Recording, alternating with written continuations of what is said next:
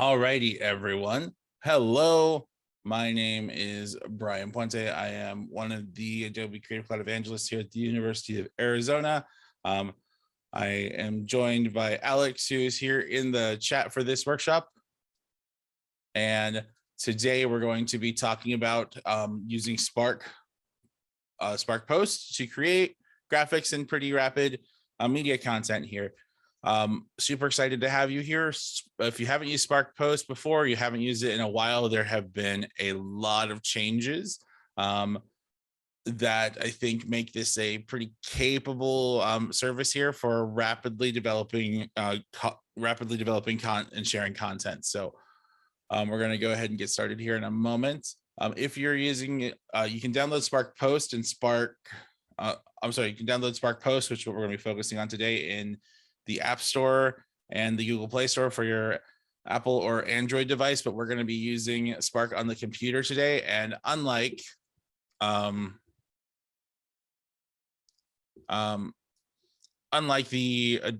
other Adobe Creative Cloud apps, this is a completely web-based platform when you are using it on a computer here. So you will navigate to spark.adobe.com. And then once you're logged in, you'll see something that looks similar to this. I have a lot of posts because I use it a lot.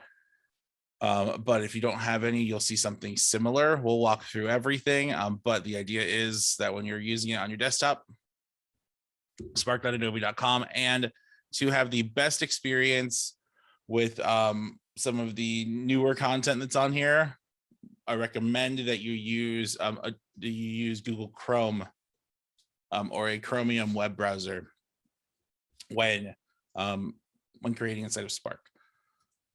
Just all the features and all like the trial and beta features are available when you're using Chrome. So if you'd like to play with the new stuff, that's what I would recommend you do. Okie doke. So let's see, just by show of thumbs up or in the chat, how many of us have used Spark before? Cool. Awesome. So if you use Spark before, then you know the Spark is broken up into three pieces. You can create web pages with Spark, you can create videos with Spark, but I think my favorite part of it is creating graphics with Spark. I have quite a few of them. We're going to kind of talk about how to get started with creating inside of Spark Post. So let's go ahead and get cracking here. So what we'll start with, a big plus button on the top left-hand side of Spark Posts, usually blue, allow you to create content here. So if we click on that plus button, you'll have some options to kind of get started here. Think of these as kind of the sizes that you'll be working in. So you can create a flyer, an Instagram story, a Facebook post, and all of these other options here. Spark was originally built for rapid content creation for social media, so it kind of still has that flavor to it, but you can create things that can be on social. You can create slides for PowerPoints. You can even create quick little animations using Spark Post, which is pretty cool. But we're going to go ahead and, just for the sake of getting started here, we're going to start by creating we'll go with a Facebook post here. And all we're doing right now is just determining the height and width. We can always adjust this later. Cool. So once you are signed into Spark Post and you're here on this page and you choose a size, you'll be greeted with kind of this blank space here. You don't have to start from a blank page. You do have templates on the left-hand side here that we can choose from. And you can search for whatever you would like here. There are featured templates. You can even browse your libraries if you have templates saved there. But this section here allows you to kind of quickly create content without having to design every piece yourself, which can be kind of cool. So if we were to look up, say, let's look up travel in this section here. We can pick any one of these templates here, then we'll import it on the right and we can start working with it. So I'm going to go ahead and grab You can grab anyone you like because the content will be the same. We'll be adding and removing stuff as we go anyway. I'm going to go ahead and grab this one that says Bon Voyage here. And then you'll say, do you want to create from this template? Sure, I do. So then we'll bring in this. And like I said, the one you pick does not matter here. It's just what's in front of my screen versus what's in front of your screen. So feel free to pick whatever you'd like, search for whatever you want. Cool. So you'll see that this templates menu, when we click anywhere over here, drops away. But if you want to hide menus on the left-hand side, click the little X right here, and you'll see there are menus on the right. And these are going to be where we pick the content we're going to be working with. At the bottom of the screen, you will find your zoom controls. I'm using a regular mouse here, but there's fit and full. Those tends to be the ones that I would lean towards. Fit will make it fit the full screen. Full will show it the actual size that it is when it in pixels. Fit tends to be where I live. You can zoom in and out though, and adjust however you need as you're working. Cool. So Spark posts are made up of different visual elements here. If we click on each individual one, we'll be able to see what it is. If I click on this background here with the mountain, we'll see a menu pop up that says edit image. So it gives me properties for editing this image, including the ability to this top button here, size. If you hover over each one of these, it'll pull up a little tooltip to tell you what it is. Or if the name is evident, it'll show up on the right. So I can scale this up if I want to make it bigger or smaller. And this is when it has this add to the backgrounds toggle selected. That means it's a background image. With most images can either be floating, like this little airplane here is floating, or it can be a part of the background. So it's kind of pasted to the background here, like this mountain is. Pretty easy to toggle that on and off. If I toggle that off, now this is a floating image, but I want to go ahead and make it the background. So I just toggle that add to background back on with it selected. Part of the background, I can scale it up. And then if I move my mouse into this section here, I can click and drag to move it around. If you've used other graphic applications like Photoshop, it's that kind of click and drag to move content around when it's selected is pretty common. And the thing that I've liked about Spark lately with its newer updates is that it does pull a lot of content from, does pull a lot of kind of capability from Photoshop. So if you understand how some of these sliders work here, how some of these options work here, that will translate if you decide to jump into Photoshop to take it further. And you may have noticed on the bottom right-hand side, it says powered by Adobe Photoshop. So I don't think it's a coincidence that there's some parallels here. This is Brian with his Adobe and you have a hat off. Simply my thoughts and speculations based off of what's in front of me. No promises from Adobe or anybody else. So next up, we have this rotate function here, and you'll see that this is just a series of sliders. I don't know if you wanted this kind of Alfred Hitchcock vibe. We kind of do this, rotate it a little bit. You'll see that it will automatically kind of try not to, it'll, since I'm zooming in a little bit, I don't have to really worry too much about the edges. That's kind of off-putting though. Yeah, vertigo, yeah. Very like Dutch angle, Alfred Hitchcock style. So we'll go ahead and set this to 0. If you don't like this, it's a little uneasy. You can go over to this little parameter over here where it says 17 and just press 0 to 0 it out. That makes sense to me.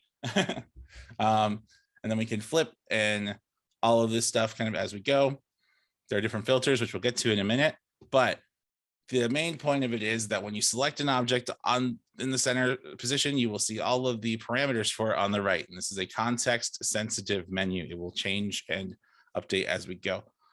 So before we move on here, if you decide to make a lot of, if you decide to make a lot of posts, and even if you don't, I highly suggest proper naming conventions to make this easy to find later. So moving our eyes from the right-hand side to the left, right next to where it says Spark Post, you'll see projects, and then you'll see My Post here. This is where you'll change the name of the post. I highly recommend that as you're working, especially if you hope to recall this post later, that you name this something that makes sense. You can have like a bunch of different My Posts if you just change it. We'll always call it My Post. So call this something that makes sense. So I'm going to say travel demo Spark. Yeah, so that way I know what it is and I can kind of see that. Cool. All righty. So moving on, let's go ahead and we will take a look at how some text works here. So if I click on this bon voyage here, whatever text you had, and if you have no text at all, it's pretty easy to add. On the left-hand side, you'll see text, and then you'll hit and add your text button. This will give you a bunch of the same parameters. I'm just going to use the text that's here though. So if I click on bon voyage, we'll see that we get this menu on the right-hand side. And traditionally, you would think that you could just start typing kind of in this area to make changes, but that's not how this works inside of Spark Post. You'll have to go to the edit text box at the top on the top right-hand side here. So if I wanted an extra exclamation point for whatever reason, I could add that. Hey, Brian. Yes. Before you get too far, I just put a note in the chat, a question about the dimensions. Mm-hmm. Yep. Okay. So I'm going to go ahead and read that question out and then I'll answer it. I write the format in my name like travel. My question is, when you look at your files, is there a way to see the size dimensions? Yes, there is. Okay. We'll get to that in just a moment. Okay, cool. I would love to not have that, but when you look at all your files, it's hard to see because, you know, we create posts that are Twitter formattable, you know, whatever social media. So I create, say, 3 different files, and I want to be able to look at them and say, oh yeah, that's the square format or that's the header format. Yeah. So just to elaborate on the question. Okay, sounds good. Thank you. So I guess we can get through text here, then we'll take a look at kind of how to resize.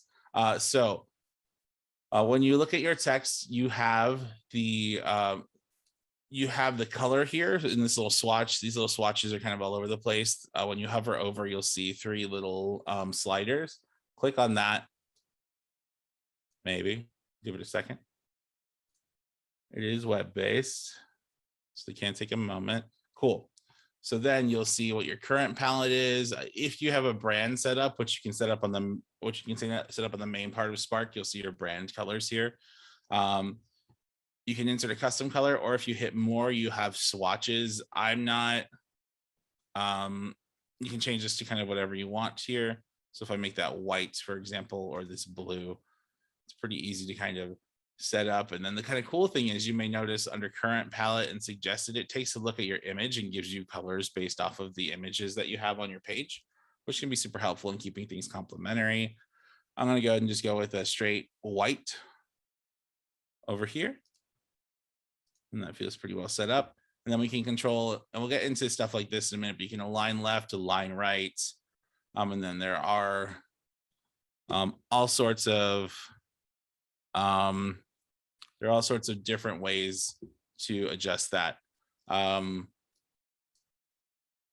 we'll get into that in a little bit, but you also have effects on your type. So you can, if you click on this effects button, there are all sorts of different effects that you can add, like different shapes and banners and ribbons and all sorts of kind of content here that you can kind of play with. So if I wanted this to be kind of outlined in that box, that might look kind of cool. I might have to make some adjustments.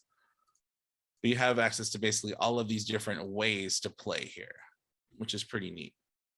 And then you can select and deselect and all of that stuff just by clicking on it.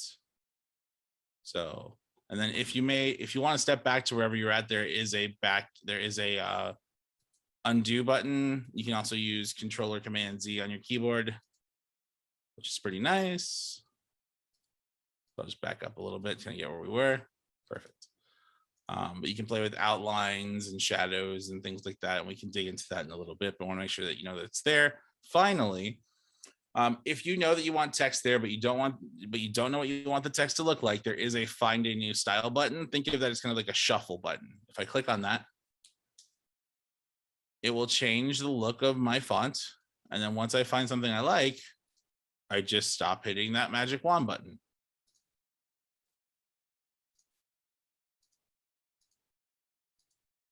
Cool. So if I think I found one back there that I liked a little bit more. So if I just hit back a couple times, Find one that I like. I think that's the one. Cool. So that's how we can manipulate that text there. Give me one moment here.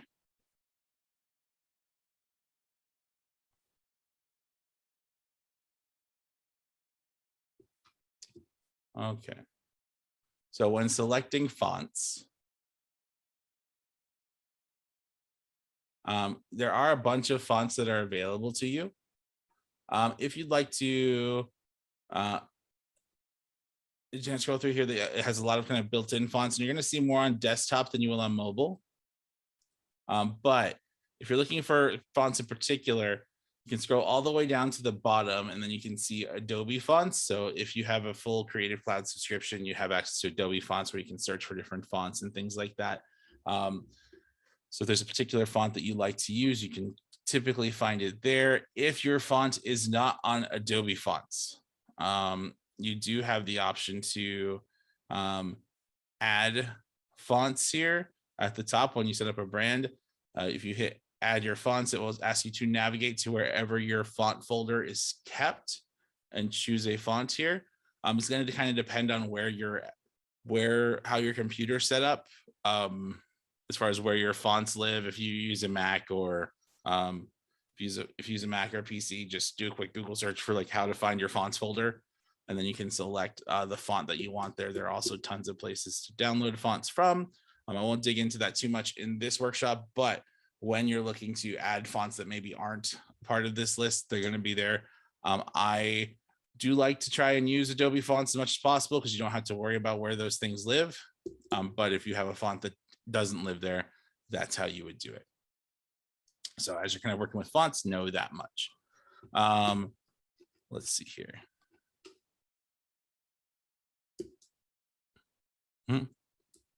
Let's see. All right.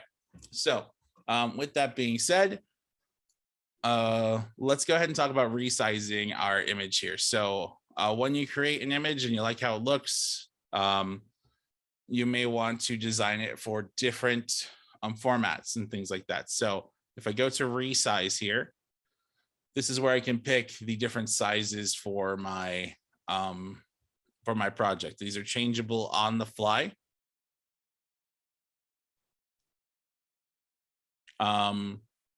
These are changeable on the fly, and you just kind of select the one that you want.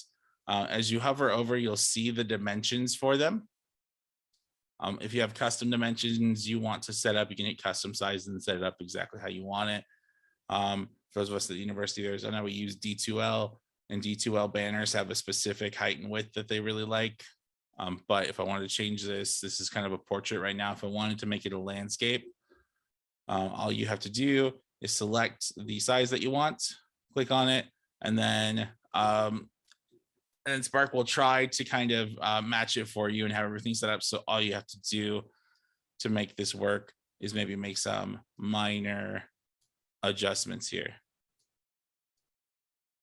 But it certainly beats having to kind of like rebuild and do all of this kind of from scratch. But pretty nice feature here. You are manipulating the entire project though. So if what you wanted was to have maybe 3 different versions of the same thing, what I would suggest is get it how you like it. I'm just gonna go to fit here. Get it how you like it on one version here. So like this kind of maybe Instagram story version. And then when you're done with that, go click on the home button here where it says Spark. It changes to a little house. And then you can select this guy here, hover over it, click on the ellipses, and then let's make a duplicate. And then we'll call this Travel Demo Spark Facebook, or whatever the case may be. You can kind of label it how you want. And then you go in and then you can, once it duplicates the project, you can edit it and then go in and resize. That way you're not manipulating, you're not making changes to that kind of initial thing, and they all kind of have their own spot that they live in. So we come over here and I want to make this a Facebook cover page. Again, all the elements are there. Just might need to make some adjustments to them. And you'll see I'm just clicking and dragging and moving them where I want them. When you switch from portrait to landscape, especially with something like it looks like this, it can be a little bit tough for Spark to kind of figure out the perfect orientation for you. So having this, going in and like making a few changes doesn't take too much time. It's set there, we're good to go, and then we can, and then we're ready to share it out. Cool. Does this make sense so far? Pretty simple to do, I think. Hopefully you'll find that kind of the basics are pretty basic. When you're ready to share this out, there are a number of ways to do it.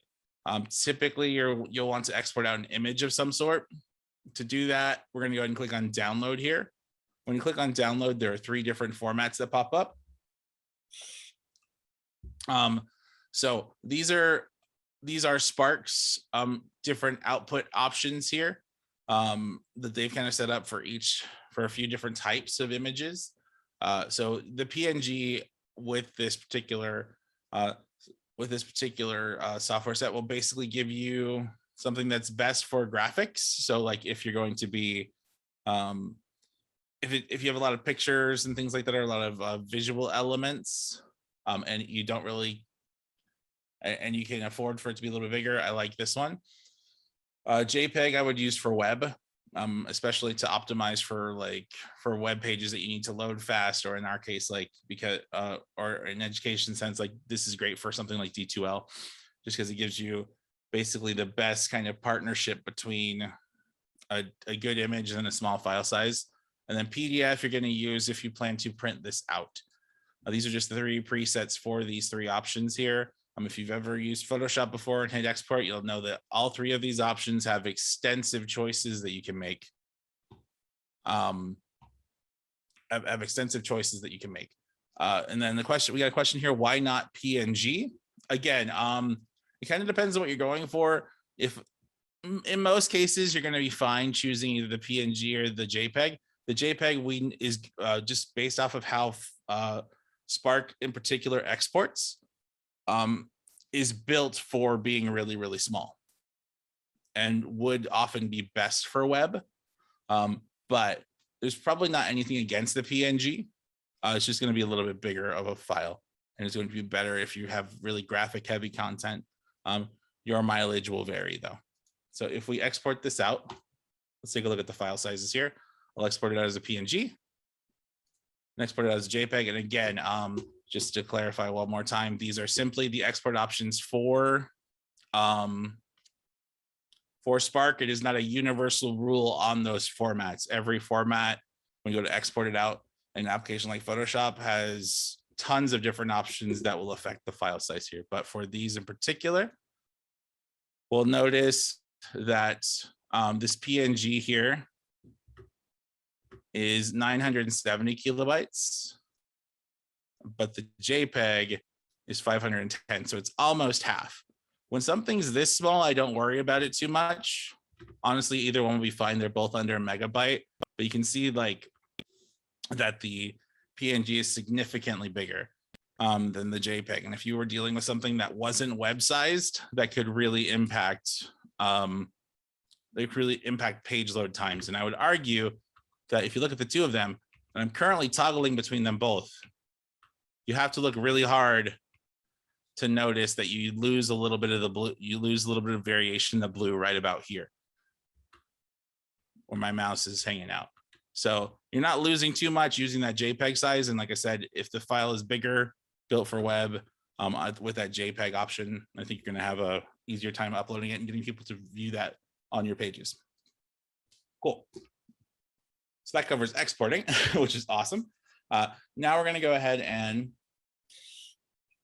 dig a little bit into some of the more intricate things we can do here. But feeling okay so far? Cool. All righty. So if all of us have are signed into Spark Post, I would like to get us all on the same image here. So what we're going to do is we're going to go back to the home screen. And then we're going to go ahead and come over here to search. And we're going to type in space tour. I can copy it and paste it into the chat. So that's really easy. in that search field. This is a premium Spark post, I believe. So if we click on that, we're looking for this guy right here. Hopefully we all find that with Space Tour. If we search up here in our search bar, we click on Space Tour here. And then we're going to give that a quick open here. Should be called Space Tour Poster. There's a lot going on this. I just kind of want to show you the possibilities that are available with Spark using this.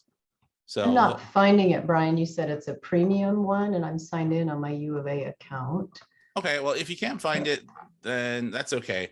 When I type in Space Tour, it looks like this guy right here. Let's see what happens when I type in space. Did everybody else find it? Working on it. Just take a look. We can do without it, and I can show you. And I can show you it with without it, but just nice to have everybody on the same page here. So when I type in space and then Space Tour. Oh, there we go. For me, it's like Now I the fourth found it. one. Yep, got it now. Thanks. Mm-hmm. All right. So this is a premium template, and we want to create from this template. Cool. All righty. So now that we're here, this is really kind of where the rubber hits the road with Spark, and where you'll find, I think, a whole lot of the kind of crazier advancements, in my opinion, as to what's possible with Spark. So we're going to start by taking a look at one of these space guys here. We'll grab this one right here. So you'll notice that we'll grab this big one right here. You'll notice that when we select it, there is a option to replace the image and then remove the background here. So these guys look like the backgrounds were removed. I think that they came in like this. So let's go ahead and add our own image and remove the background. So if we go over to the left-hand side, we're going to click on Photos. And then we're going to click on Find Free Photos. And then what we're going to do here, I think I chose cats for this, but I'll go with dog. You can pick whatever option you'd like. I'm going to go ahead and grab something to add to this image. So I'm going to grab this little guy right here. So now when I click and drag it in, you'll see that this image kind of sits on here. It has a white background. I'm gonna go ahead and select it. You can pick whatever you'd like. I would recommend finding something that has either a really contrasty background, and I'm going to zoom in a little bit, or that has something that's easy to that you think would be easy to kind of knock out. So we're going to go ahead and select the image here. You can pick whatever you'd like, and then we're going to click on this button that says Remove Background. When I do that,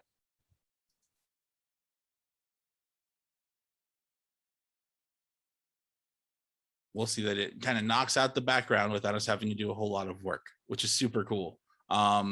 You also have the ability to go in, and if for whatever reason, you may have to zoom in a little bit tighter to see this, and you don't have to get this nitty gritty. I'm just showing you the capability here. So this looks like a pretty good kind of cutout, but if I really wanted to go through and clean up every little piece, I could go in, and then there's this brush right here.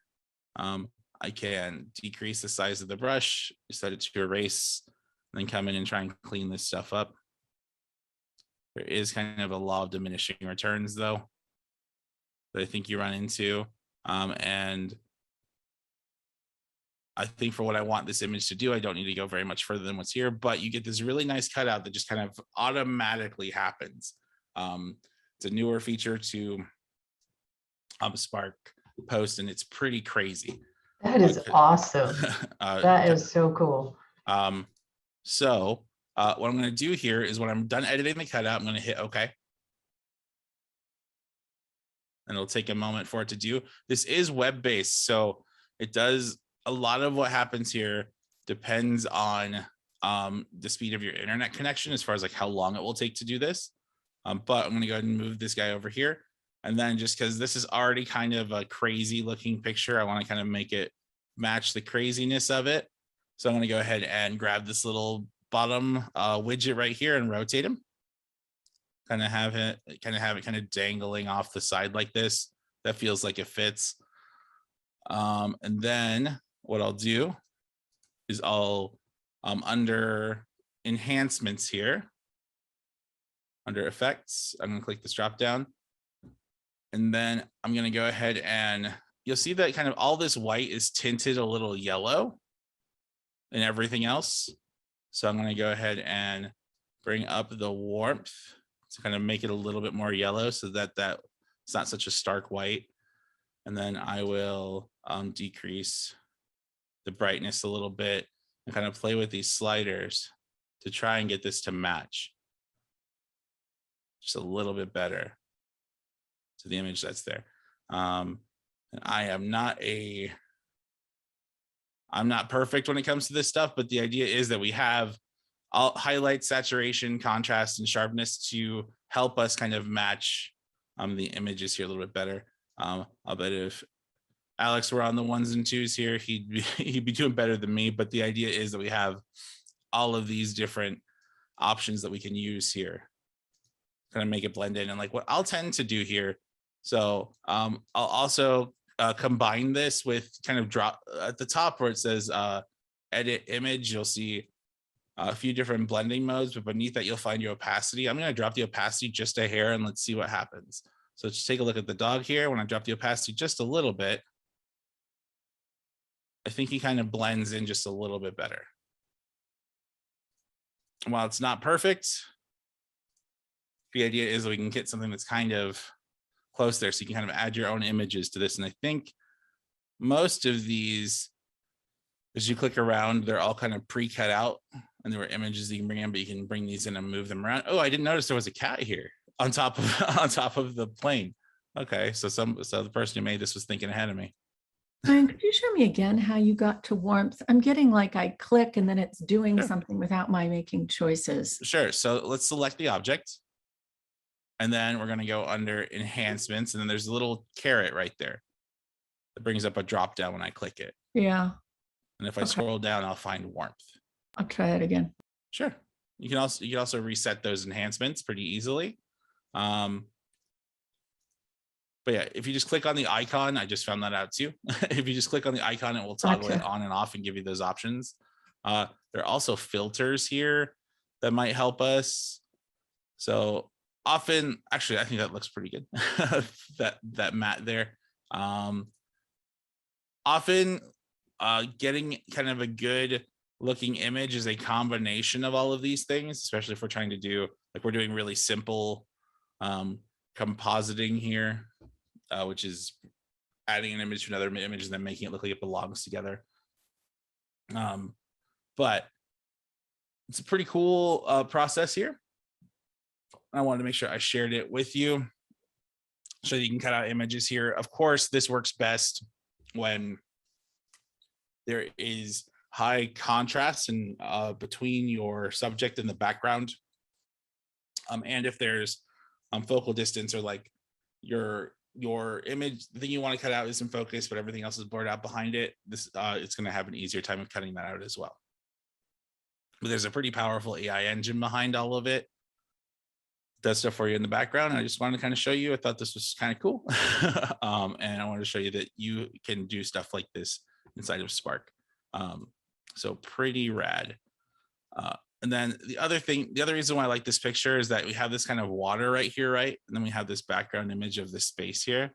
But if we take a look at it, what it really is just two images that are both in the background here that are brought right next to each other. So if we pull this all the way down, we have this kind of crazy, if I scroll up, we can kind of bring that water so that it looks like he's kind of standing, this person's kind of standing in that water here. And these are just two background images, and just kind of show you that with really simple tools, with the right setup and the right placement, a lot can be done here. And I would argue you don't have to be super technically proficient to make that happen. I mean, choosing the right image is a part of it, but these are just two background images, and I'm just moving the position of one of them. So I really liked this as an example here. And then the other thing I like is that you can kind of click through and deconstruct and reconstruct how this is kind of built. But that brings me to, there's all this awesome stuff here, but how is it laid out, and how does Spark interpret this so that we can kind of get the result we want? And basically, Spark uses a layer format in order to set up objects in the order that we're seeing them right now.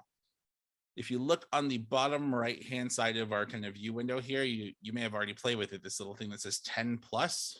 If I click on this, it brings up all of my layers in the order that they're stacked in. So if you've used Photoshop before, you've used Illustrator and gone to a layers panel, this should look pretty familiar. Kind of a simplified version of all of this. And the neat thing is that changing order is really, really simple here. So we're going to go ahead and go to, let's say that I have this rooster and this kind of like the skeleton right here, right? And then I have this astronaut. So what I want to do is I'm going to click on this rooster and kind of move him where I want him. And then I'm going to move this astronaut down here a little bit. But I'd like for this skeleton to be in front of the astronaut. So what I can do is if I select the astronaut, it will highlight that layer for me. Then all I have to do is click on this layers panel and drag it down so that it sits below the skeleton here. And now we'll see that if I move this spaceman here, he now sits behind kind of the skeleton with the hourglass. So I can position it kind of where I want it. So you, just like Photoshop, you can adjust the sort order of things to make things appear on top or in front of different things, which is super cool. If I wanted this word space to be above the jet here, although I do like the depth that shows, it's pretty easy to do. Just click and drag space above the jet, and now space sits on top. But again, I kind of liked how they placed it better, so I'll put it back. But the idea is you can use these layers to kind of manipulate what people see in the order that they see them here. Gretchen, I'm glad you liked this feature in Spark. Spark has always had like an order sort, but it's never been like this kind of click and draggy up until really recently. Yeah, it's been like I had to keep track of everything and test and move and spend 15 minutes moving around before I realized 100%. Ah, that's the order. Yeah, and like while this is more to look at, once you get it and like you know how it wants to talk to you, like it flows really easily and it's pretty easy to kind of work out. And again, the thing I love about this more than anything is that it does, in my opinion, make Spark a more legitimate starting point to get to things like Photoshop, because a lot of what lives here, there's an analog for in Photoshop. And if you use Photoshop on an iPad, like this interface piece, like the viewport is basically identical. Like everything that's inside of this gray box is what you'll see on an iPad inside of Photoshop. So pretty nice. Of course, Photoshop will have more options and things like that, but the idea is that once you have it here, you'll have it in most places. Cool. All right, so far so good. Okie doke. So now we're going to go ahead and play with some text options here. So we're going to go ahead and add some text. And then I'm just going to hit add my own text. Actually, instead of doing that, add text, and I'm looking for this one that's circular that says force of nature. I'm going to click on that. And then it comes in a color that I can't read. So we're going to go ahead and so if we click on it, momentarily change the color. Absolutely. We're going to do that right now. So we're going to go to our text color here. We're going to uncheck outline. And then his outline was turned on. And then we will choose, I'm just gonna choose a white. We're gonna more find white just so it's easy for us to see. And then just to be on theme here, I'm gonna click on this and then change this to Adobe Spark rules with a Z and an exclamation point. But learn how to spell rules. All right. Let's see. You can put whatever you want there. So then we have this kind of circular text here. And the idea was that, like, I showed you that you could add text before, but you can add text effects pretty easily. This has one applied. I'll show you I'll walk you through all of them. I kind of like this bolder font here. So we're gonna stick with that Source Sans Pro. And then you can align the text to the left and it will show up like this, align it center, align it right. If you wanted things to be on individual lines, although they are here, if I kind of stretch this out, for example, you see how they we'll just kind of move up. If you wanted everything on an individual line, you go up to the edit text and just hit return, just like a word processor. And you can sort things out so that they appear the way that you want them to. So you have that option there. You can align left, align center, align right. Let's go back to align center, and then I will undo this piece. Just backspace that. Cool. But if you want fun text, there is this curved grid and magic alignment section. So we can do the circle like it was before. We can do a semicircle. We can do an inverted semicircle. And that's really nice. Like if I wanted to kind of frame this up, and I'll actually pull up another thing that Alex did yesterday to promote a different workshop that we had that shows that off really well. Give me a second here. Load that one up, hopefully. All right, while that's going, we'll keep moving. But this little arc it can be kind of a nice way to share something here. So if we go back to see if that loads up yet.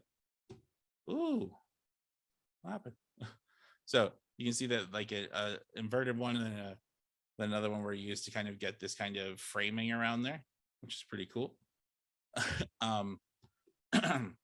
But other stuff that we can do with this that I like the circle a lot. I'm not gonna lie, huge fan of this kind of circular text.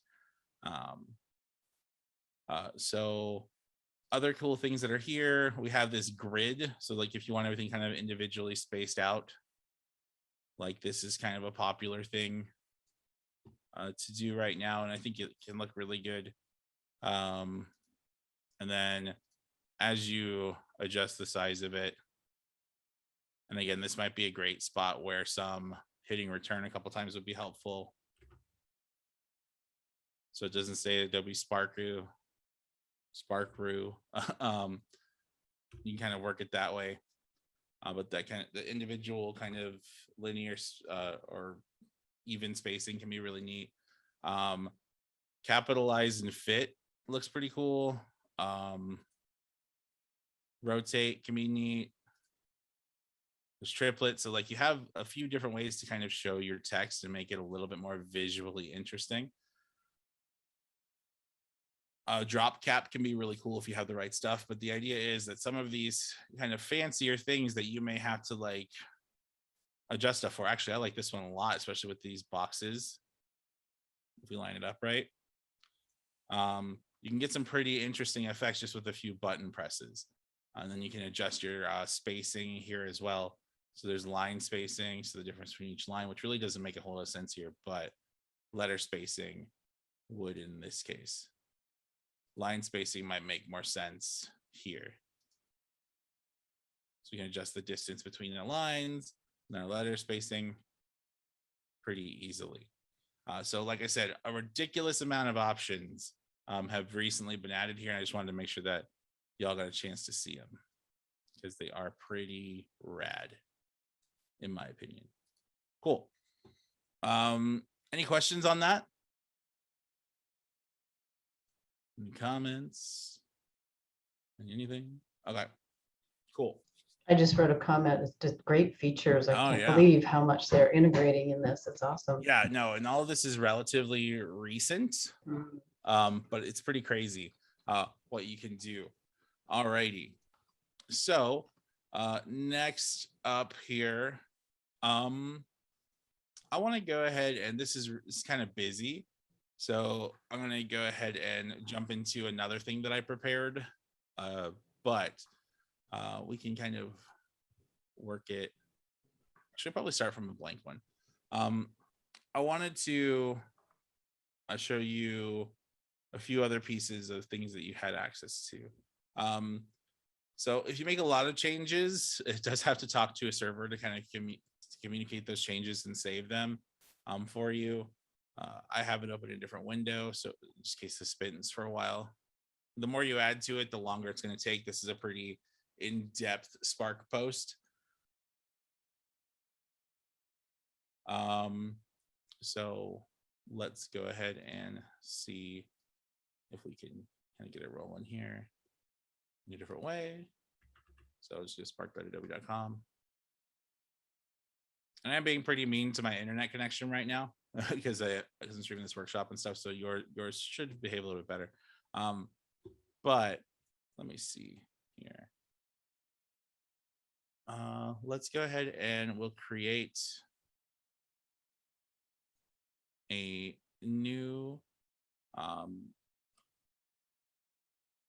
create a new post. I'll start with it blank. And then we'll go to photos here. And then we will find a free photo.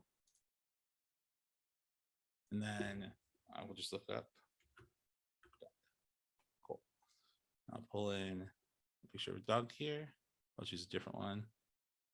We did dog already. Let's do cat. We'll be fair to, oh, this is car. You can do with car. Cat. Cool. All right. Cool. And we will bring in this cutie right here. Cool. All right. So now I want to go ahead and talk a little bit about, I want to talk about a few things you can do here. There is this crop and shape button that I like a whole lot. When you select an image, this will allow you to not only crop it to fit a certain size, but also to be able to crop it to a shape or use a shape as a mask here. So like circles are something that you'll see a whole lot. You have little six-sided object, hearts, that type of stuff. I'm gonna go ahead and pick this circle here. And then super cute. But when you're in this section, you can click and drag to move it within the circle. So you get just the frame that you wanted. You kind of work it that way, which is kind of cool. You can also combine this with this remove background option here. So we'll try to cut out our background for us. So we have this little kitty right here. And then we'll do that. And that works okay. But once we do this, I can also add a color to fill in the rest of the circle. So if I go to color down here, I can flip this switch, and I'm happy to re-walk through this again. I'm moving pretty quick. So feel free to let me know. And we can kind of add a little background color there. So you can cut something out and then put a color behind the circle or the square or the hexagon, whatever you choose, to kind of get the look that you want. But it can be kind of cool if you want something to kind of, if you want to cut out a background, but you want it to kind of stand out on its own. That can be kind of a neat little feature there that I wanted to share. And you can also combine it with other stuff here. So if I wanted to take this and put a frame around it, for example, I'm going to move this to the center. And then I'm going to go to icons. And then I will type in circle. You pick a circle that you think might look cool there, or like if we wanted this to be like a metal type of thing, or what do you call those, badges?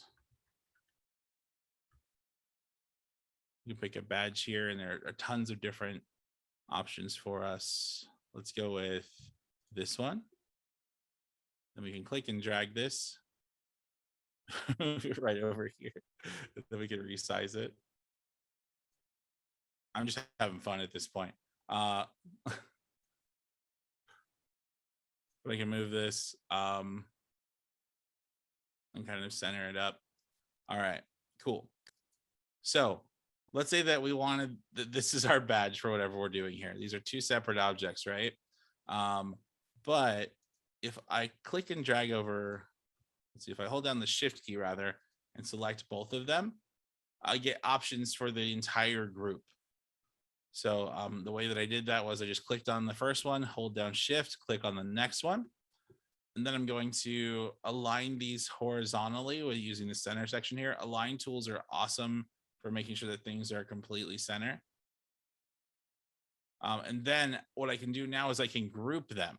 If I group them, then that means I can move them together as an individual object. So you can take multiple things and put them together here.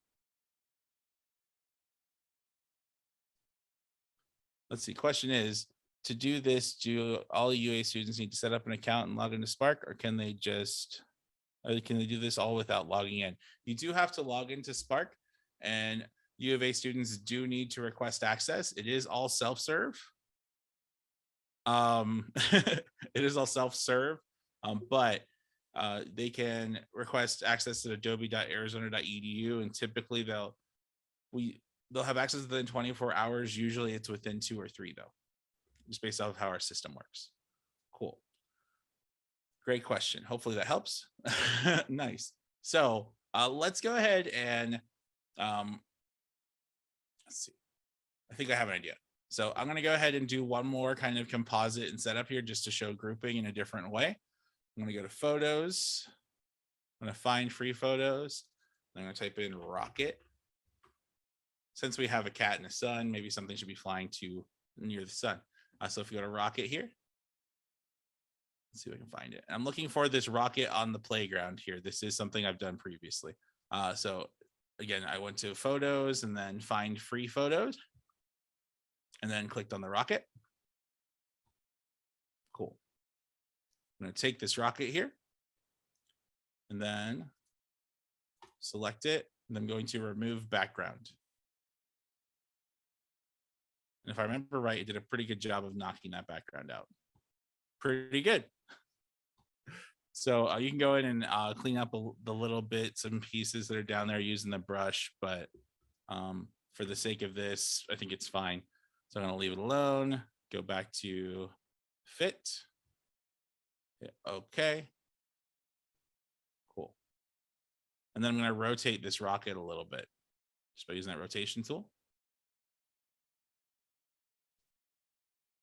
Do like that. And then I'm going to go to icons again. I'm going to type in fire. And we're going to go and give this rocket a little bit of like a little, like its boosters firing or something. So if I click on this, brings in that fire here. I kind of move it into position. Then I will rotate it to match. I don't know if you can tell that I'm having fun. Hopefully you are as well. But just to kind of show you that you can kind of, especially with like social media stuff or like web things, like it's very, very common to combine like these graphic elements to kind of make something kind of playful and fun. So I'm going to put that here, make it a little bit smaller, kind of line it up. And then again, I can select, I'm going to adjust the order here. Oh, hello. All right. And then I will select both of these just by holding down the shift key and selecting both. And I will group them together so that when I want to move them and rotate them, they rotate kind of as one piece here. And then finally, let's see. We had a question about, can you use like pen tools and things like that? And at this point, I don't believe so. But you can always, if there's a particular curve or tool you want, you can build it in something like Illustrator, save it out as a PNG, and then import it in, and it will maintain transparency and all that stuff. So to kind of round this little rocket ship out, I want to go ahead and put in like a space background here. And to do that, we'll go to backgrounds. Backgrounds is a relatively new section here. And you'll see that there is a space section. But you can search for all sorts of different backgrounds to use and things like that. So I go to space here. And a lot of these are premium assets. You'll see the little yellow badge to indicate that. If you have a full Adobe Creative Cloud account, there's no extra cost to this. It's just that those premium assets are part of this, and it's, if you're at the university, that's paid for when you sign up, so you're good to go. I'm going to go ahead and pick this kind of, I think you call it colorful galaxies. And then we will add this to the background. Now we have this background image here. And then I will blur this just a little bit. And I might replace this actually with a different one. It's a little bit more fun. So I'll pick this one. I like colors. And we'll drop that blur a little bit. And put that there. And then add some text. And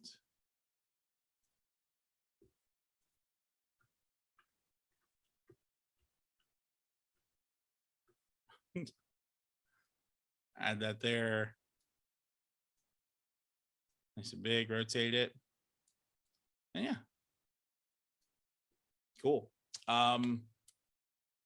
Yeah, I just kind of wanted to show you that you can kind of take these things and kind of combine them together. I did make something a little bit crazier earlier if you want to see it, but I like these kind of stark examples because they're kind of fun and kind of show you what can be done here. One last thing, as far as building stuff out goes, you do have access to libraries that you can build. So like if you have assets you like to use all the time, let's call this Spark.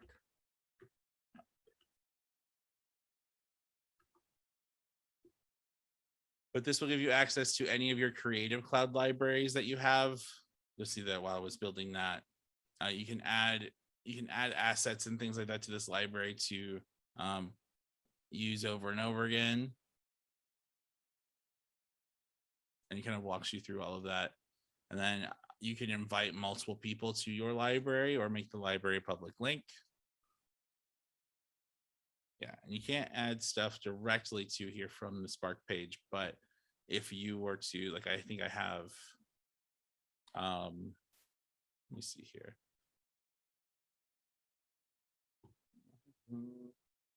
Where was it? There used to be something in that one, but if I go in here, it'll load kind of all of the things that are available to me here. Oh, that's under templates. Assets would be kind of all the different logos and icons that you put together in a library. So like you can use your existing Creative Cloud libraries to augment what you build here. So if you built a Creative Cloud library folder that had icons that you use all the time, you can click and drag them without having to kind of manage them. So you have access to that. Design assets is another space where there's just elements that you can bring in. Like if I go under more here and we have this kind of trippy space thing going. So if I wanted to bring in like a meteorite right here, I could do that. It'll pull that in and then we can kind of place it where we want it. Kind of move it around and then adjust the order or what have you. And with all of these, you can kind of adjust a blur and things like that for these things that sit on top of here. If you wanted to give the illusion of depth, although it just looks like I'm not wearing my glasses or my contacts. Hi, Kitty. But we've covered a lot of ground here. Before we get into the wrap-up section, how do we feel and what questions do we have?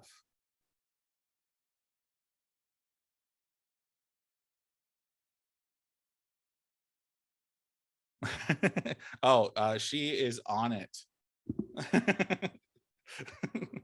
She can sense the ebb and flow of conversation for sure. Thanks, Gretchen.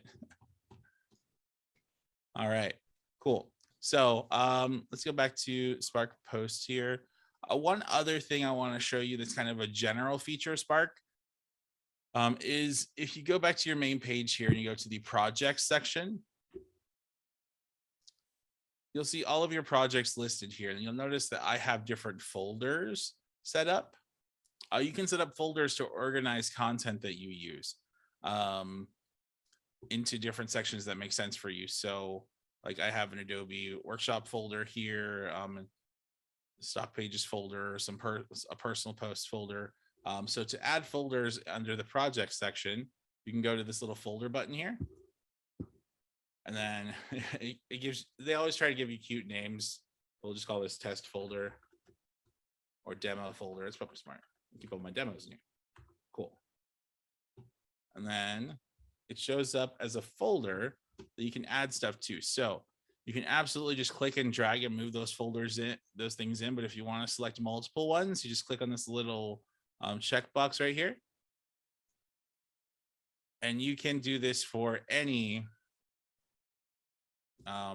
Spark folder that you, any Spark content you have, and you select them all, then click and drag them in. It moves them into that folder. It can help keep you organized. You'll see that I'm not great at organizing, but I'm working on it. So you get all of these into different folders here, and then to access them, you'll just click on it. So if I go to this guy right here, just because there's a lot of them in here, you can see all of your folders in here, and then get in and use them and make changes as you need to. But hit home to go back. If you use Spark a lot, it can get a little overwhelming to kind of see everything kind of laid out all together. And you'll see that I don't follow my own rules enough. So I have a question about where you see project dimensions. You can't see project dimensions from like the main page here. You do have to drill in to it and then go to this resize section. They used to call it layout, and then you'll see when you select it. Forgot to close Teams. Sorry, one moment here. When we go to this resize section, you'll see what it's highlighted on. So this is an 11 by 17. And whatever size you have will be this kind of darker gray. Then you'll see the dimensions there.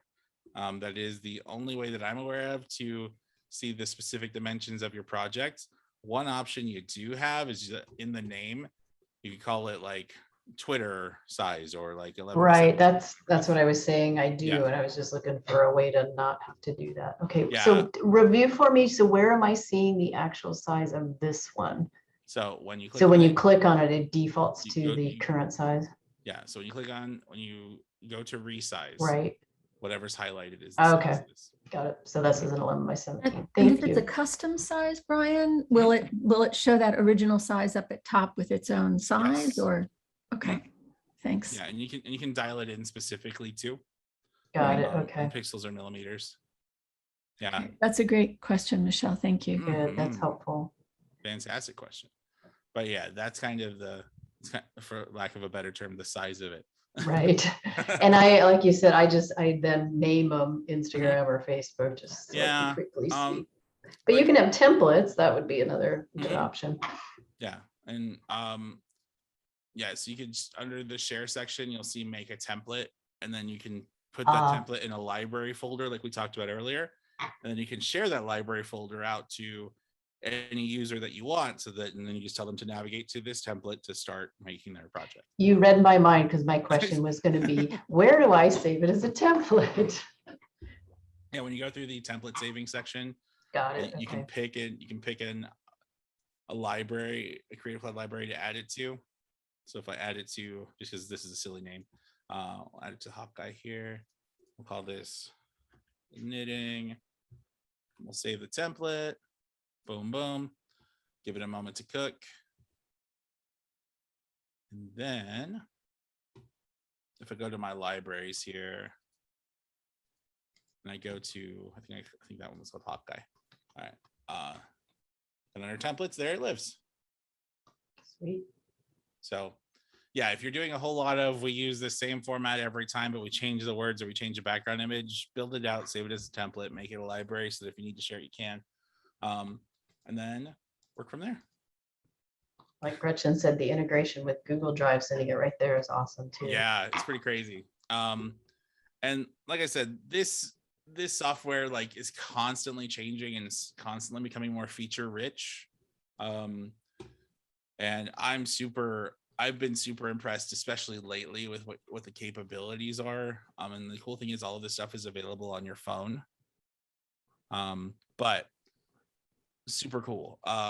Any other questions here before we kind of get into wrap up and final thoughts and all that stuff? Cool. I'll let you think about that while I load up the last thing. The last thing I want to talk about here is how you can animate a post. It turns that post into a video. But there are a number of simple animation options. It's something I made super early this morning. You can probably see where I found the rocket and all that stuff. So when you have your project selected here, there is an animation button.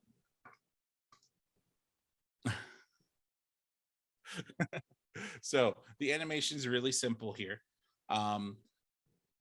There's text animation options and there are photo animation options. Keep in mind, this is beta, so it will change.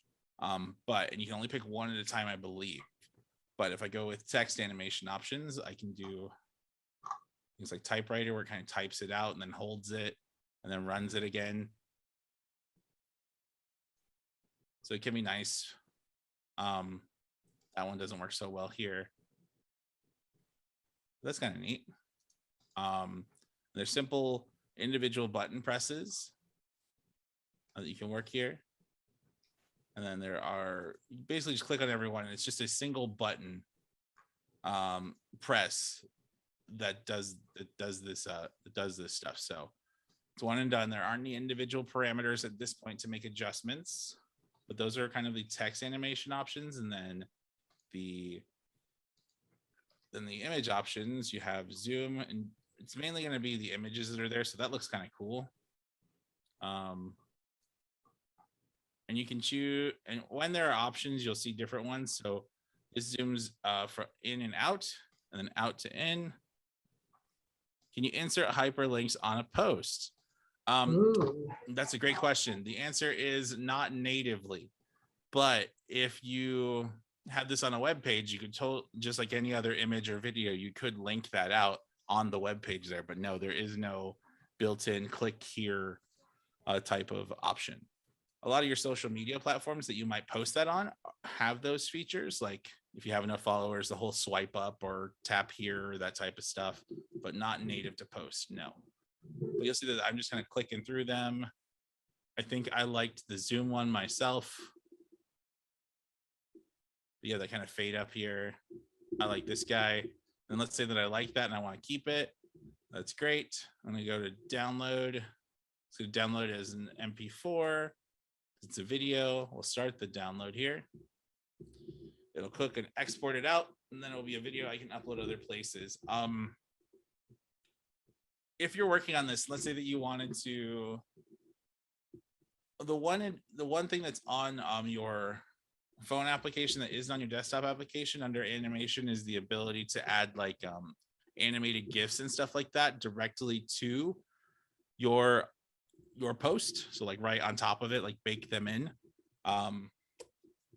That's about the only thing that you're lacking here in this space. And if you're using social media accounts and things like that for stories and TikToks and things like that, you have those that you can add at the last second there anyway. But want to make sure that you are aware of that one distinction that I couldn't find on the desktop version. Although it may live somewhere that I'm just missing. They change this thing all the time. But Okay, just to clarify what you just said, Brian, if you have an account and you're logged in, then you have the animated GIF option. If you don't, if you are using the non-logged in, no. well, you have to log into Spark to use it. Uh-huh. Yeah, like you can't go to spark.com and start creating. Spark, there are a lot of features that are free, but you do Right. need to be logged into an account of some sort to do any of this. Okay. Yeah. So the animated GIF is only an option though if you have that I didn't understand. Oh yeah, so on the mobile version, so like on the phone, Mhm. in Spark, you can add animated GIFs directly Okay. to your Okay. objects there. That's all I Okay. was saying. Okay, super. I didn't get that. Yeah. Thank you. Fine. So exporting can take some time, so we're gonna leave that alone. But it is 9:22 here, and I think we kind of covered everything more than once. I hope you guys really enjoyed it. I had a lot of fun. But were there any other questions that we had as we're kind of getting towards wrapping up? Let's see. Awesome. Well, it has been a pleasure. Feel free to hang out if you have any last minute questions. If not, you have 8 minutes to go get a coffee before your next meeting.